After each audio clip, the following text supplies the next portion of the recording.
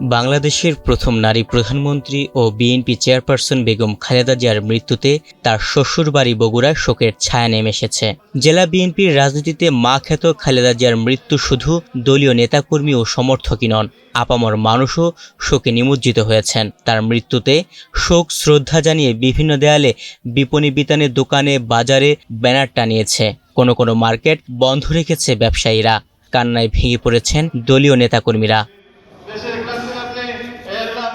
৩০ December মঙ্গলবার সকালে BNP chairperson Begum Khaleda জিয়ার মৃত্যুর খবর ছড়িয়ে পড়লে জেলা শহরের নবাববাড়ি সড়কে দলীয় কার্যালয়ে ছুটে আসেন নেতাকর্মীসহ সাধারণ মানুষ।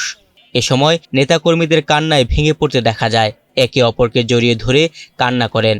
পদ্মা সেতু, মেট্রো রেল এবং এলিভেটেড এক্সপ্রেসওয়ে নির্মাণের গর্বিত অংশীদার বসুন্ধরা সিমেন্ট। পরিস্থিতি স্বাভাবিক হয়ে এলে নেত্রী বিদেহী আত্মার মাগফিরাত কামনায় তাৎক্ষণিকভাবে দলীয় কার্যালয়ে কোরআন তেলাওয়াত ও দোয়া মাহফিলের আয়োজন করা হয়।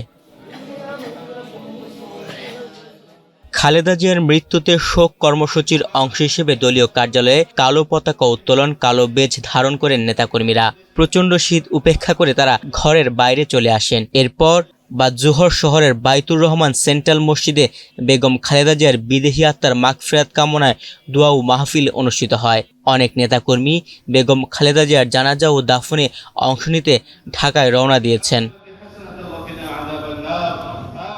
জানা যায়, বগুড়ার কৃতি সন্তান শহীদ প্রেসিডেন্ট জিয়াউর রহমানের শাহাদাত বরণের পর ১৯৮২ সালে বেগম খালেদা জিয়া বিএনপির রাজনীতিতে নাম লেখান।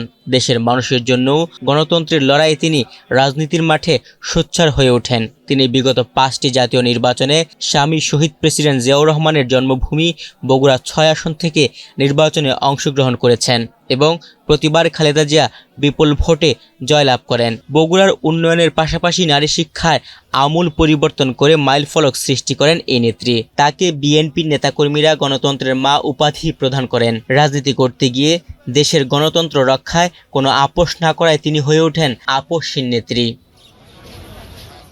তুহিন ভুঁইয়া, বাংলাদেশ প্রতিদিন।